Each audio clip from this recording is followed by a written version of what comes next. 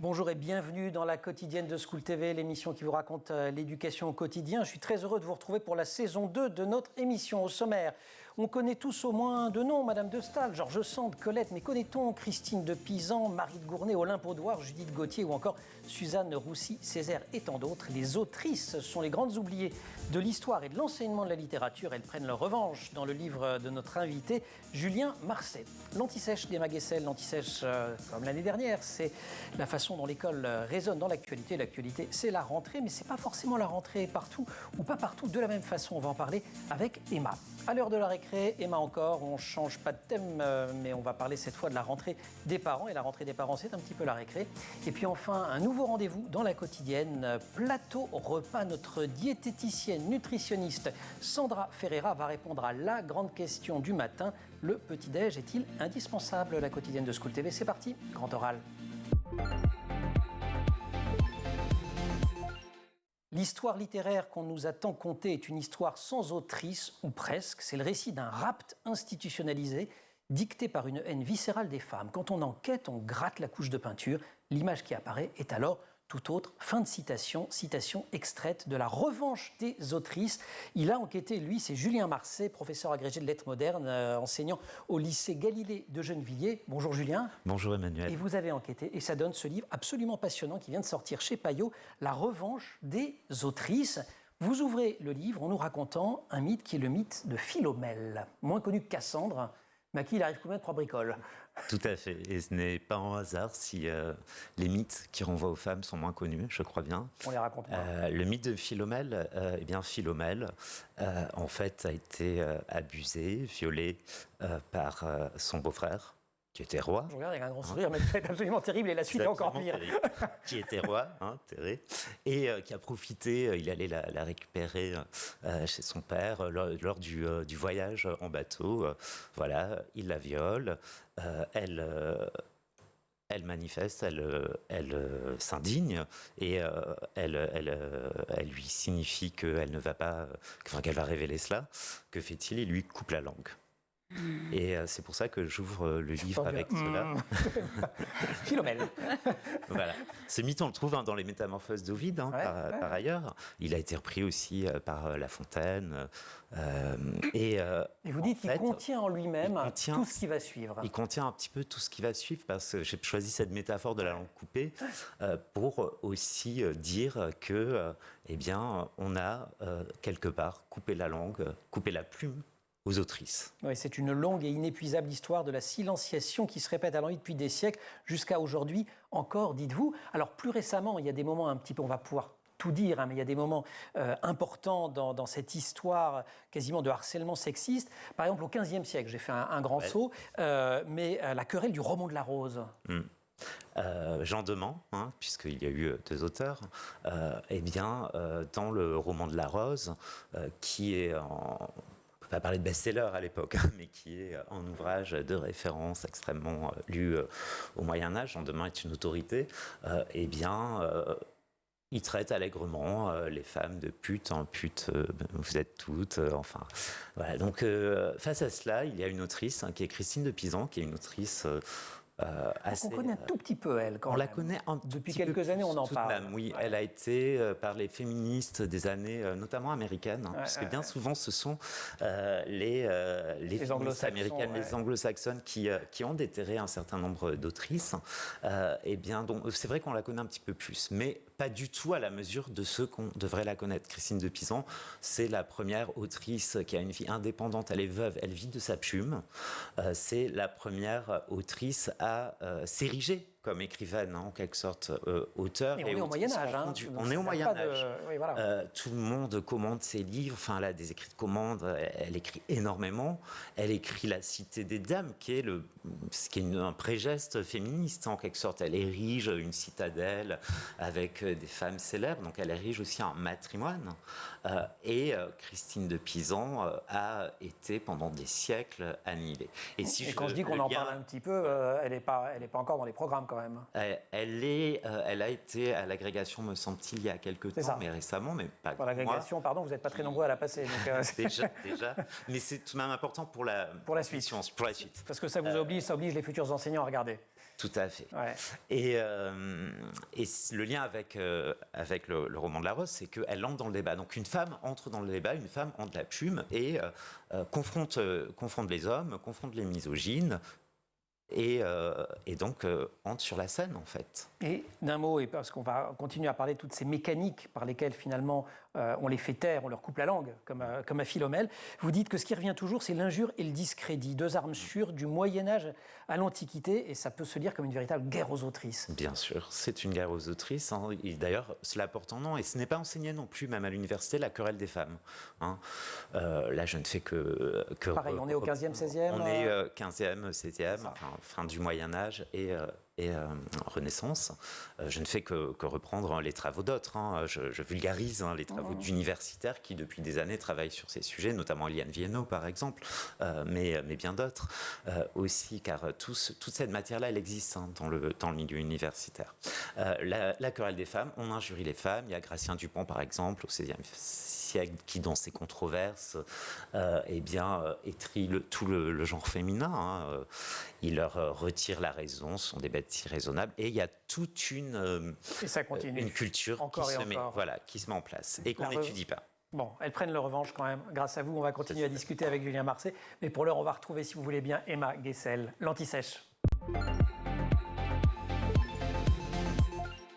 Emma, bonjour. Bonjour. Les vacances furent bonnes? Très bonnes. C'est la rentrée, jour J, rentrée des classes. Les enfants reprennent, les enseignants, mais les enseignants c'était un peu avant d'ailleurs, mais les enfants reprennent aujourd'hui pour la plupart le chemin de l'école en France, mais à l'étranger, la rentrée, c'est pas forcément en septembre. Et justement, vous allez nous faire un petit tour du monde de la rentrée des classes. Ben oui, parce que pour nous Français, ça nous semble normal, une rentrée en septembre, juste après l'été. Et c'est normal, c'est à peu près le cas partout dans les pays de l'hémisphère nord. Sauf que dans l'hémisphère sud, c'est pas du tout... ça marche à l'envers. Exactement, c'est l'hiver chez eux à ce moment-là. Donc logiquement, en Amérique latine, en Afrique du Sud, en Australie, on reprend les cours en février ou en mars, à la fin de l'été. Mais le Japon, par exemple, parce que c'est... Alors, petite exception pour le Japon. Ils sont dans l'hémisphère nord, mais ils ne font pas leur rentrée maintenant, c'est ça? Exactement. Et en fait, eux, ils sont alignés sur l'année fiscale. Donc, chez eux, elle débute, et c'est pas une blague, 1er avril. Le 1er avril, c'est leur rentrée. Alors, autre exception aussi en Inde. Là-bas, la rentrée, c'est en juillet. Ah ben la mousson. Exactement. Donc, d'ailleurs, certains élèves reçoivent encore aujourd'hui des parapluies en cadeau. Voilà, plutôt sympa. Il y a des rituels comme ça d'ailleurs, d'offrir des choses aux enfants lors de la rentrée? Oui, il y a des pays pour lesquels la rentrée, surtout la première rentrée scolaire est vraiment codifiée. Vous avez peut-être votre enfant qui rentre en CP, forcément vous allez vous en souvenir de cette journée. C'est quand même très très spécial et à chaque pays, c'est rite. Donc je vous parlais de l'Inde. Là-bas, c'est vraiment un jour de fête, notamment dans les rites hindous. Il y a toute une cérémonie pendant laquelle on fait des prières et on rend un culte à Sarasvati, qui est la déesse de la connaissance. Autre pays qui accorde beaucoup d'importance à cette rentrée scolaire, ce sont les pays de l'Est, tous les pays de l'ex-URSS. La rentrée, c'est toujours d'ailleurs le 1er septembre. En Russie, par exemple, le 1er septembre, c'est la journée de la connaissance. Si ça tombe un dimanche, c'est pas grave, ça sera quand même la rentrée. Et la tradition, c'est d'apporter des fleurs pour les offrir aux professeurs. Et puis chaque élève qui entre en CP a aussi une sorte de mentor pendant le premier jour de classe qui, lui, est en terminale. Des fleurs pour la rentrée, c'est sympathique ça, tout de même. Tout le monde apporte des fleurs. Ils ne peuvent pas tout rater là-bas. Il y a aussi des pays où on reçoit des cadeaux, c'est le cas en Allemagne. Oui, les chanceux, le jour de la rentrée, de la toute première rentrée, ils reçoivent un Schultüte. Donc c'est un cône en papier, en fait, avec plein de surprises à l'intérieur. Comme il y avait dans les boulangeries. Donc exactement. Vous êtes trop jeune, vous. Non, moi j'ai connu ça. En France aussi, il y avait ça. Mais alors là-bas, ils reçoivent ça, ceux qui rentrent en CP. Donc il y a de tout, il y a des fournitures scolaires, des bonbons et même des jouets. Rentrée plutôt cool en Allemagne. Et aussi, je voulais vous parler de cette jolie tradition, parce qu'évidemment, qui dit rentrée dit cartable. Mais oui, alors certains pays ont un vrai rituel avec le cartable et c'est le cas du Japon. Si vous aimez les mangas, vous avez certainement déjà vu un randoseru. Vous savez, c'est le cartable traditionnel des écoliers japonais. Ils en reçoivent tous un à leur première rentrée scolaire. Ah, c'est cadeau? Non, c'est à eux, c'est aux parents d'acheter. Ah oui, et d'ailleurs, en général, c'est les grands-parents qui achètent. La tradition, que ce soit les grands-parents qui offrent aux petits-enfants le rando sérum. Exactement. Et alors, il y a plusieurs avantages à ce cartable. Il est extrêmement solide. Je vous disais que c'était une tradition, mais certains se transmettent vraiment de génération en génération. C'est extrêmement bien pensé. On peut ranger les cahiers, la trousse. Même, il y a un petit compartiment pour le bento, pour le déjeuner. Et puis, en plus, c'est devenu un vrai phénomène de mode. Avant, les filles le portaient en rouge et les garçons en noir. Et aujourd'hui, il y a une multitude de couleurs. C'est vraiment devenu à la mode. Voilà pour les petites anecdotes de rentrée. Merci beaucoup. Emma, c'est quasiment une rentrée qui avait une anti-sèche qui avait un goût de récré. Bah oui. On se retrouve tout à l'heure pour la récré quand même. Allez, on retrouve pour l'instant Julien. Marseille, la revanche des autrices, c'est chez Payot. Elles se sont toujours exprimées, mais tout a été mis en place de façon à ce qu'elles ne soient jamais entendues. Elles, ce sont les autrices, et Julien Marseille, qui est professeur de lettres au lycée Galilée à Gennevilliers, leur offre une revanche dans ce livre qu'il publie en cette rentrée aux éditions Payot. Alors j'avoue que l'ancien étudiant en lettres qui sommeille en moi a eu un peu honte, parce que j'ai découvert nombre de ces autrices. Vous d'ailleurs, comment vous les avez découvertes? Alors il ne faut pas avoir honte, Emmanuel. C'est gentil, merci Julien.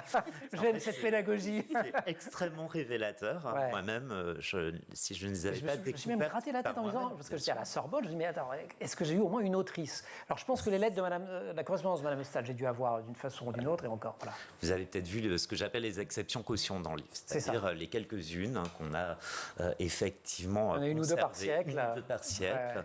Ouais. Pourquoi exception caution? Eh bien, juste pour montrer... Ça aurait été tout de même un peu grossier de dire qu'il n'y en avait aucune. C'est compliqué. Totalement, ouais. Donc, c'est un peu le syndrome de la Schtroumpfette. Il y en a une au milieu d'un village d'hommes. On la met, mais ça sert juste de caution pour dire, mais regardez, en fait, elle, c'est une exception. Les autres femmes n'écrivent pas et ne peuvent pas écrire. Mais alors pourquoi un tel déni de tout et de tout le monde, notamment de l'université? Vous citez à un moment Jacqueline Cerquigny-Toulet, la femme savante et fraîche, elle est dans l'imaginaire toujours proche de la figure de la sorcière. Il y a beaucoup de causes et de facteurs. Je crois que le premier facteur, c'est tout de même lié à la société. Nous sommes dans une société profondément patriarcale depuis des siècles. Et la littérature en est un des terrains d'expression. En tout cas, oui, la littérature. Et là, ça recoupe la façon dont c'est institutionnalisé l'histoire littéraire. Et donc, qui a eu le pouvoir d'institutionnaliser? Et ceux qui ont eu le pouvoir d'institutionnaliser à la fin du 19e siècle, c'était des hommes, des universitaires hommes, et je pense à Gustave Lançon, qui a un rôle majeur là-dedans, qui à la fin du 19e écrit l'histoire de la littérature française. Et où... Alors lui aussi, il a ses cautions, il en cite une ou deux en disant voilà. Elle, c'est pas mal. Et en général, il ne faut pas trop qu'elle dérange aussi. C'est ça, ouais. Il y a un lien, c'est-à-dire que par exemple, quand le cas Georges Sand, qui elle est tout de même assez connu, qui est l'exception caution parmi les plus connues, il retient... ces œuvres du Berry, les œuvres qui ne sont pas tout de même très subversives, mais il ne retient pas les romans plutôt à fibre féministe de Georges Sand. Comment vous faites-vous en tant que professeur devant vos élèves pour leur dire, voilà, c'est peut-être pas au programme, mais ce serait sympa, intéressant de lire des œuvres de femmes qui ne sont pas au programme? Alors, ce que je fais, c'est que je mets en place des dispositifs, je mets en place des démarches de travaux en binôme, de recherche en fait. Donc, je leur fais écrire des anthologies. Donc, d'abord, c'est très guidé. Donc, on va travailler aussi avec le numérique. C'est de là aussi que naît un petit peu l'aventure. Puis, j'avais créé un compte Twitter qui est le compte un petit peu à l'origine de ce livre, qui s'intitule Autrice invisibilisée, où je leur mettais des ressources justement et je les guide pour que eux-mêmes et elles-mêmes justement découvrent leurs textes et écrivent sur ces autrices aussi. Donc voilà, je n'arrive pas de façon descendante à leur dire bon, on va étudier telle autrice comme cela. Non. Par l'intérêt du texte, par l'analyse de la langue, processus de découverte par eux-mêmes, par elles-mêmes. Pour que ensuite, justement, les élèves puissent s'approprier, peut-être avoir du goût pour certains textes, travailler dessus. Et ils viennent jamais vous dire, les élèves, Monsieur Marseille, c'est sympa, mais il y a le bac français à la fin de l'année, c'est pas comment je fais pour caser ça ou... Alors, pour vous-même, c'est un petit combat quand même. Je n'enseigne pas en première bac français, où ce serait plus compliqué. Et oui, c'est ça, voilà. Puisque les œuvres sont imposées et qu'il n'y a que très peu d'autrices. Quasiment jamais, oui, non, je n'ai pas pris de première depuis la Réforme. J'enseigne en seconde en HLP, qui est littérature et philosophie, qui est l'enseignement de spécialité, qui est beaucoup plus libre que le bac français, puisque c'est par grand thème, par grande thématique. Donc, pareil, là, on peut y aller. On peut y aller, oui. Une vertu de la Réforme, quand même, alors. L'une des rares. Je vais réussir un scoop de rentrée sur School TV. C'est un prof qui dit du bien de la réforme. Non, c'est raté. Non. Alors je dirais que c'est le cheval de Troie de la réforme. Ouais. Mais en fait, comme il y a très peu de monde qui prend humanité, littérature et philosophie... Ça fait de mal à personne. Voilà. C'est toujours la même histoire d'ailleurs. C'est un problème purement français. Parce que vous disiez en début d'émission, il y a beaucoup d'autrices qui ont été redécouvertes grâce à la recherche, notamment aux États-Unis. Non. Alors, premièrement...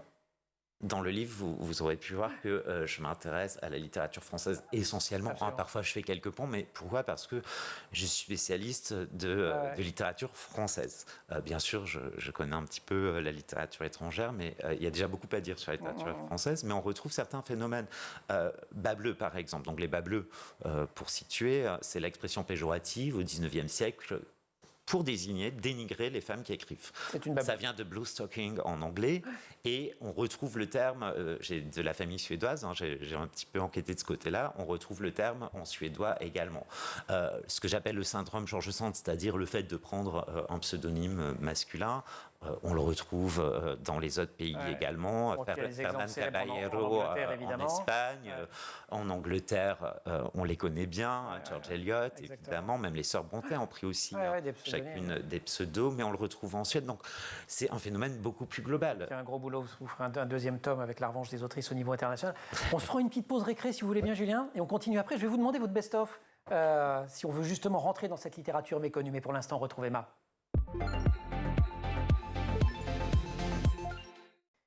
Emma tient absolument ce jour de rentrée à ce que je vous dise que la récré, c'est le moment préféré des enfants. Mais je suis un grand enfant, alors c'est ça l'histoire, c'est ça le message. Mais oui, oui. Non, donc c'est le moment préféré de plein de gens, dont les enfants.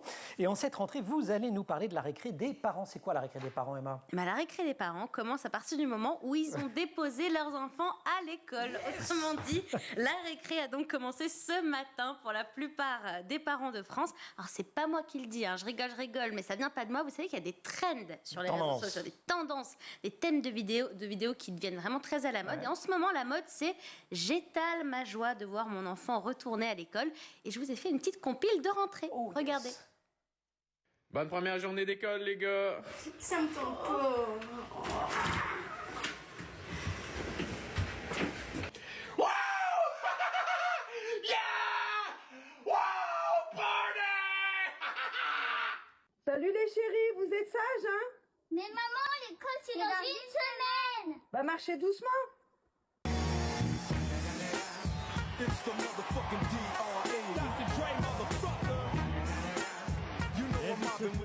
Voilà. Eh ouais, c'est du beau, hein. Mais oui, bon alors, vous inquiétez pas, ils font un peu les malins, mais je leur laisse 3 jours. Je suis sûre que leurs enfants vont leur manquer très très vite.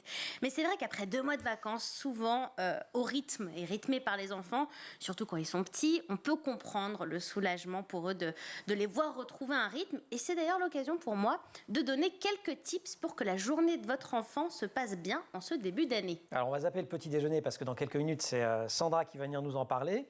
On passe à l'étape suivante tout de suite. Je suis passée tout de suite à l'étape opposée, le soir, le coucher. Car on ne le répétera jamais assez. Tous les psychologues, les pédiatres le disent. La clé pour qu'un enfant soit en forme et dans un bon rythme, c'est qu'il dorme assez. Donc idéalement, vous avez déjà commencé. Mais pas que chez l'enfant. Tout le monde, vous avez raison. Mais chez les enfants, encore plus. Ouais. Donc idéalement, vous avez déjà commencé à les réhabituer à un rythme où vos enfants ont école le lendemain. Et si ce n'est pas encore fait, allez-y vraiment parce que votre enfant sera beaucoup plus en forme et abordera ses premières semaines d'école beaucoup plus facilement et sereinement. Merci pour cette première récré, Emma. On retrouve Julien Marcet, La revanche des autrices.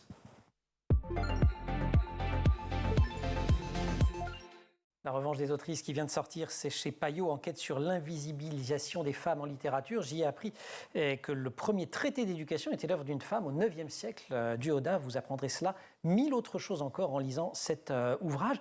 Quelques petits conseils de rattrapage, Julien, si vous voulez bien. Donc j'en citais certaines qu'on connaît et dont évidemment vous parlez dans le livre. Il y en a beaucoup qu'on connaît moins. Alors bon, Christine de Pisan, on ne connaît pas énormément. Vous, vos coups de cœur, c'est quoi? Vous en avez découvert? Il y a Olympe Audouard que vous avez découvert puisque vous préfacez l'édition de Guerre aux hommes chez Payot. même éditeur. Donc ça, c'est chouette, on va pouvoir les lire. Tout à fait. L'un des objectifs, c'est aussi de continuer à les publier. Il y a déjà des maisons d'édition, Talent Haut notamment, qui les mettent à porter de plus en plus. Donc c'est une très bonne chose. Elles sont dans le domaine public, donc on peut les publier, on peut changer effectivement le profil de ce que sont les classiques peut-être. Guerre aux hommes, Olympe Audouard, c'est un formidable pamphlet. On est au 19e siècle. Olympe Audouard est absolument intrépide, audacieuse. Elle s'est séparée, elle monte un journal, Le Papillon, et elle écrit ce pamphlet en réponse de la guerre aux femmes menée par les hommes depuis des siècles et des siècles. Et c'est extrêmement contemporain. Moi, j'ai dû regarder la date. Je l'ai ouvert un peu au pif, contrairement à votre livre que j'ai lu attentivement. Mais je l'ouvre au hasard et je suis tombé là-dessus. À celles qui cherchent à gagner leur pain, celui de leurs enfants, dans la littérature, on dit « La femme est créée pour faire cuire son pot-au-feu ». Que voulez-vous que devienne Madame de X, la baronne de Y ou de Z, si du jour au lendemain, elle se retrouve sans fortune, brodée, on n'y gagne pas sa vie.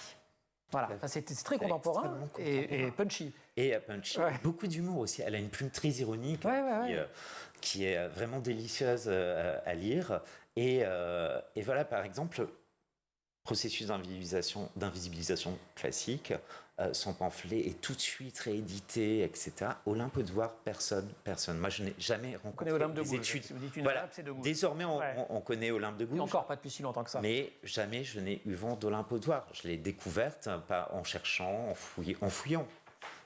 Et pour moi, elle incarne vraiment, elle cristallise. C'est ce que j'appelle l'effet Olympe, en référence à l'effet Mathilde en sciences, parce que et sa vie, et sa posture d'autrice, et ses écrits, et la façon dont elle a été totalement annihilée, cristallisent ce phénomène-là. Autre choix. Autre choix, j'aime beaucoup au XXe siècle les sœurs Nardal, qui sont les théoriciennes du mouvement de la négritude, un mouvement, en général, alors on identifie les hommes de la négritude, c'est-à-dire Aimé Césaire, Senghor, notamment. Et, en parlant de Césaire, d'ailleurs, je recherchais son nom, que j'ai cité en début d'émission. On peut parler de sa femme également, Suzanne Roussy-Césaire, qui tient les rênes de Tropique. Et qui a une complètement totalement. Alors, apparemment, si de mémoire, Aimé n'y est pas pour grand-chose.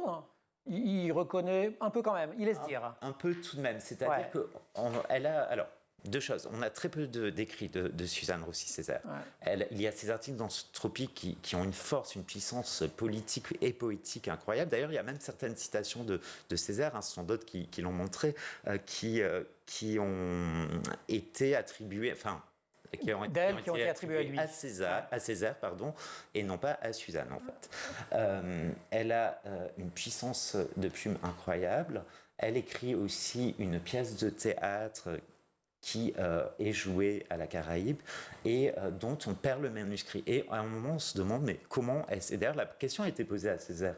Comment est-ce qu'on peut perdre le manuscrit de Suzanne Roussy-Césaire? Enfin, il fait partie des disparitions de l'histoire. Et là, Césaire répond dans un premier temps, oui, mais à l'époque, c'était difficile, compliqué de publier une femme, puis après, il revient un petit peu plus tard.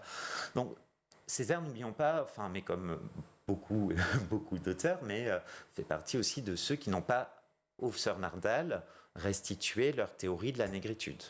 En 30 secondes, un dernier. Une dernière. Une dernière, Françoise de Graffigny, La Dune péruvienne, 18e siècle. Immense succès, best-seller à travers toute l'Europe, vendu autant que Montesquieu, Les Lettres persanes. Et vous choisissez HLP en option, en enseignant de spécialité. Soyons précis, comme ça, avec un petit peu de bol, on va vous les enseigner. Julien, merci beaucoup. Vous restez avec nous si vous voulez bien. On va parler nutrition dans quelques instants. Emma, merci. Vous allez céder la place à Sandra. Bien sûr.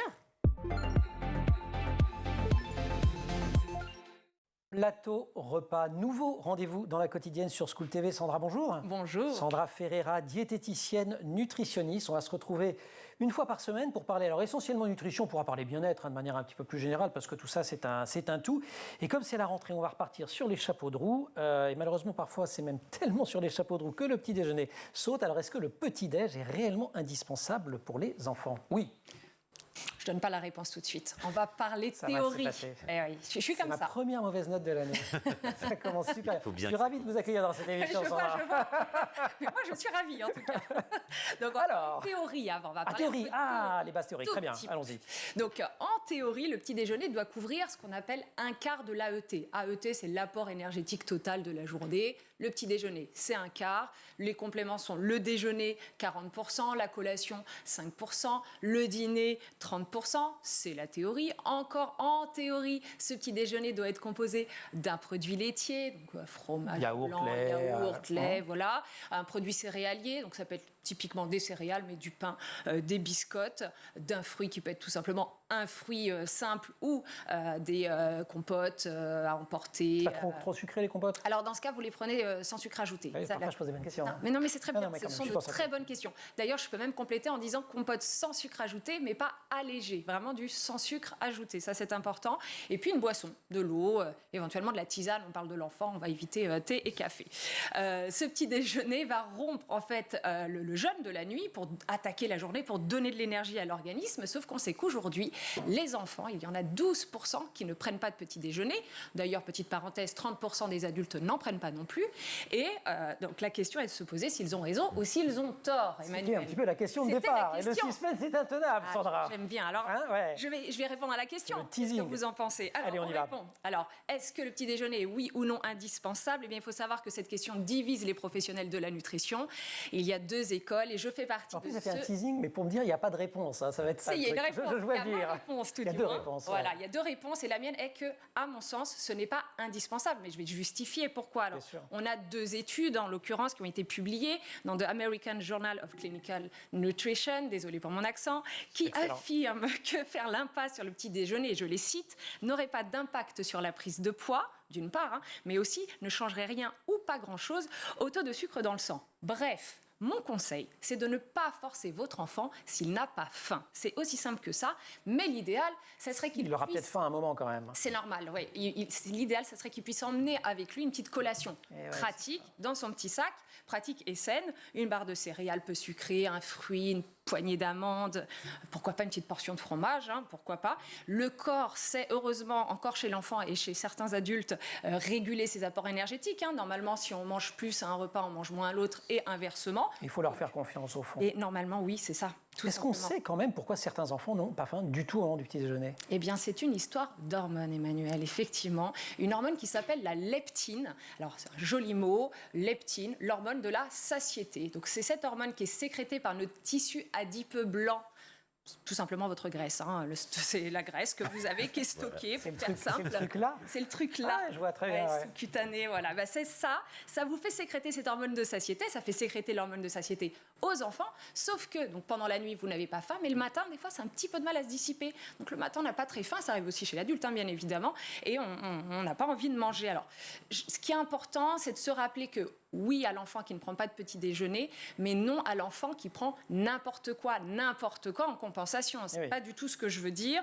Il emporte quelque chose de sain, d'équilibré avec lui. Éventuellement, vous pouvez aussi l'encourager à manger le petit déjeuner en faisant des petites assiettes rigolotes. Alors, je vous avoue, ça prend un petit peu de temps, mais on peut effectivement... Ah oui, celle que vous nous montrez là, avec le kiwi. Oui, mais bien sûr. c'est sympa. Alors, ça Bien met un sûr. petit peu de temps. On a en plus que ça à faire. Bah, peut-être. Mais bon, c'est... Non, je rigole. non, mais c'est vrai que ça peut être petite Bon, en plus, ce que idée. vous avez montré, c'est pas si long à faire que C'est ça. pas au fond. très long, ça On demande peut un mettre petit les trucs en tas investissement et les quand faire même. joliment, D'ailleurs, ça me donne moi-même, à titre personnel, en tant qu'adulte, envie de manger. Hein, Bah ouais, plus ouais, que c'est pas s'il y mal, avait que ça. le kiwi, la petite Ouais, tranche de petit pain bonheur à aussi. côté.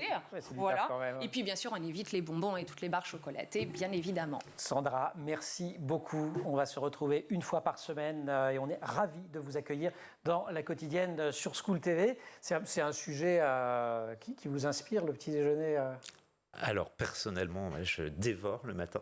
Mais c'est très bien aussi. ben voilà. Ouais, je me lève, j'ai faim. Voilà. Bon, il n'y a Fin plus de de leptine. gréline. Non, c'est ça, il n'y a plus de leptine. Il n'y a plus de leptine, oui, je l'ai dit à l'envers. Il n'y a plus de leptine. Beaucoup de gréline, qui est Ouais. l'autre. C'est quoi la gréline? La gréline, Oui, c'est l'hormone qui donne faim, en fait, qui est D'accord. sécrétée par l'estomac. Formidable. Bon, en tout cas, moi, j'ai plein de grélines qui se sont intellectuelles, j'entends, qui Oui, sont pas mal. activées pour lire plein d'autrices, la revanche des autrices. Vous voulez? Ah oui, avec plaisir. Super, je suis sûr qu'il y en a plein que vous ne connaissez pas. Moi, j'en ai découvert énormément. On peut aussi lire d'Olympe au Douar, Guerre aux hommes. C'est également chez Payot, préfacé par Julien Marcet, professeur, je le rappelle, de français au lycée Galilée. C'est à Gennevilliers. Je signale également un ouvrage collectif qui s'appelle Autrices, ces grandes effacées qui ont fait la littérature. Je ne sais pas si vous avez vu ça. Préface de Titu Lecoq. Et ça sort là maintenant. Dirigé par Daphné Tikrizenis, qui a fait un master de lettres modernes et qui l'a recueilli, fait une C'est une anthologie, je crois. C'est ça, je l'ai vu passer. Juste, voilà, mais qui vient de sortir, je crois en ce moment. Va sortir. Donc en fait, il y a plein de bouquins qui sortent avec des autrices, donc c'est juste, cette année, c'est 0 excuse si on ne lit pas plus d'autrices. Voilà, c'est comme ça. Merci beaucoup. Merci. Merci Sandra, la quotidienne, c'est fini pour aujourd'hui. Merci aussi évidemment à toute l'équipe, au maquillage Colline Hamel et puis Marine Plantec, assistée par Roxane Sarfati à la préparation de l'émission, au son Héloïse Merlin, à la réalisation Elisa Bernardo. Vous restez sur School TV aujourd'hui, toute l'année. On est ravis de vous retrouver. Vous retrouvez nous en permanence sur Internet et sur les réseaux sociaux.